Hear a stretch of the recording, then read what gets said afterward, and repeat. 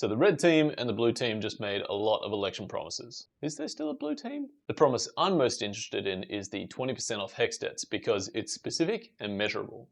Most of the time when politicians make promises, they're vague and undefined, like we're going to take action on climate change or we're going to lower the cost of living. Like, yeah, everybody wants to reduce the cost of living. Nobody's campaigning on increasing the cost of living. Like, how are you going to do it?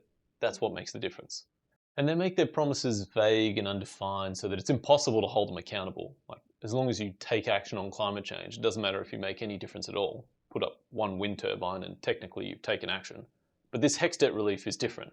It's specific and measurable, and we even know when it's going to happen. Cutting 20% off your HECS debt influence your vote? No. No? No, it didn't. No? Me, yeah. It did?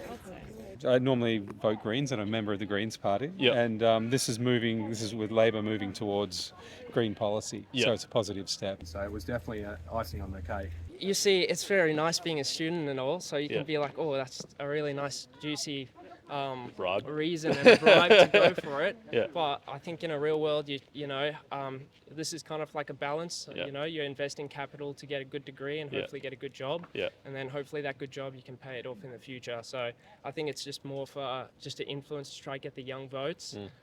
Especially I think that's what Labor did and it seemed to work. Yeah.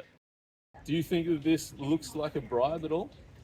Of course it is. I mean, what do you do before elections? Both sides, in fact, all sides possible do bribes. Yeah. To get your vote at all? Or Yes. I mean, if it's a bribe or not, I mean, if ultimately it's a good thing. I mean, I know they're trying to buy people's vote. Yeah. They didn't buy my vote. did my your vote? You're just Yeah. going to vote for them anyway. You know, it's funny. If I was to stand outside a polling booth and pay you $20 of my money to go inside and vote for my favourite team, I'd be arrested, given 2 years prison time and a $15,000 fine for electoral bribery. And rightfully so. But if I was Prime Minister and they gave you $5,000 of taxpayer money, of his money, to vote for me, totally legal. You know what else is legal? Hitting that sub button.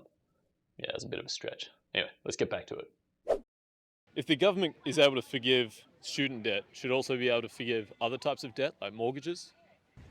Technically, the government can forget any debt it chooses to as long as it passes through the appropriate legislation.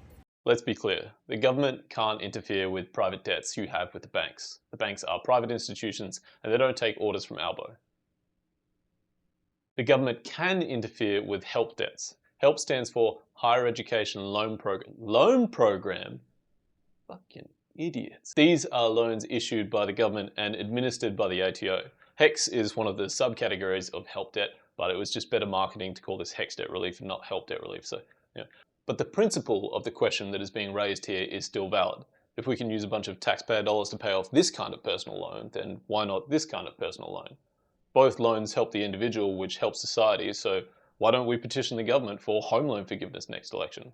Reducing mortgages and things, the question then what happens to the whole property market? You might just find that property, everybody starts borrowing and there's a massive increase in property price. I don't know. I think that just gives a bigger issue to the housing crisis. The Department of Education says that this will remove $16 billion in HELP and other student debt. Probably you should have just said move $16 billion of debt, but anyway. Australia's population is about 27 million, but if we look at the number of taxpayers in 2021, we get 15.5 million.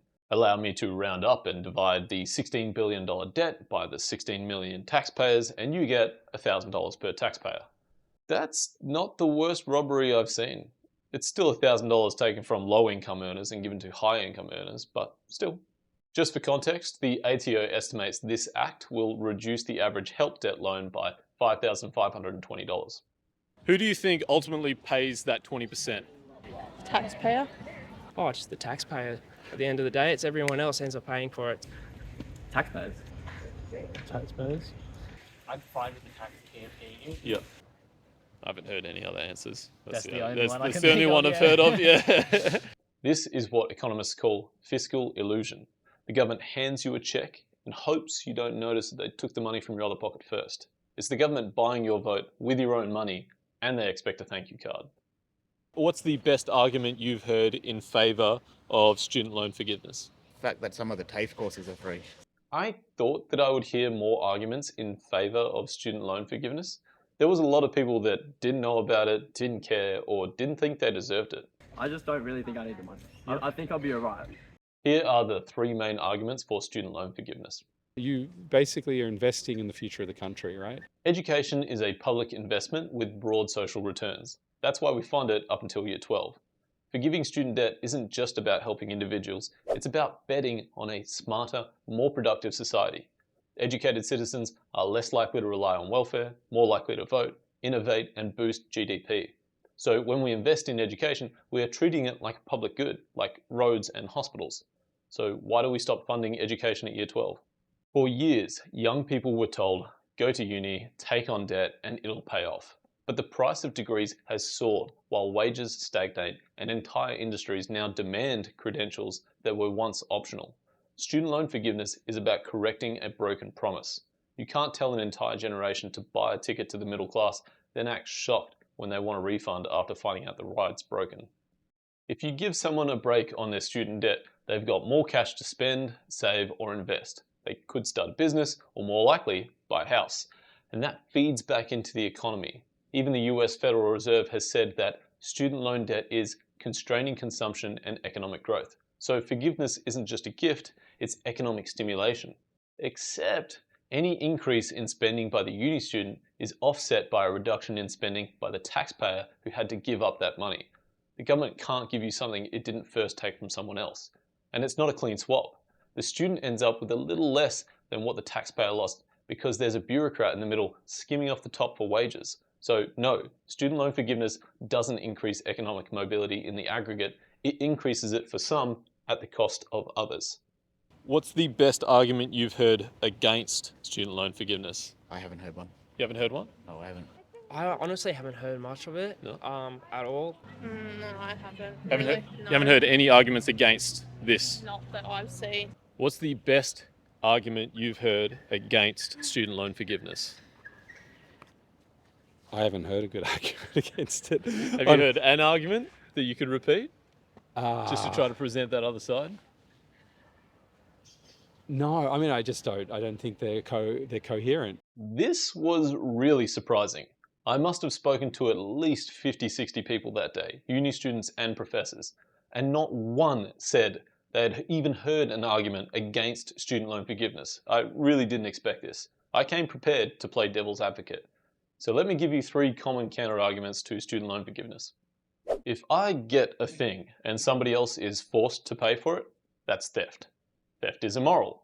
In this case, the thing is 4 years of education and the person forced to pay for it is the taxpayer. People with uni degrees tend to earn about 40% more than people without uni degrees, which means this is a regressive tax that transfers money from people with low incomes to people who will soon have very high incomes. To put this in a real-world context, this is transferring about $5,000 from a Bunnings team member to the soon-to-be petroleum engineer. And the third argument is, uni students tend to come from wealthy families, while poorer kids usually take up a trade, and therefore this is transferring money from the working class to the rich. But I think this is a shit argument, and I think it can be flipped. It could be the case that it is because university is expensive that poorer kids choose the next best alternative. Maybe if university were cheaper or free, poor kids would go to university at the same rate as rich kids because there isn't a financial barrier keeping them out. If you like the idea of student loan forgiveness, I have great news for you. You don't have to do anything. You voted for it, and once the Labor Party passes the bill through the House and the Senate where they hold overwhelming power, you'll just get an email on your MyGov account from the ATO saying that it's done. But if you want to support a party that advocates for taxpayer-funded university all the time and not just a one-off, you could vote for one of these parties in a few years' time. If you're one of the people who's got to pay for it, but you don't get the degree, and you want this to be just a one-off, then you'd want to vote for one of these parties who are opposed to taxpayer-funded university. You've probably already picked up on it, but I'm not in favour of paying for someone else's debt. I see this as a classic case of concentrated benefits and dispersed costs.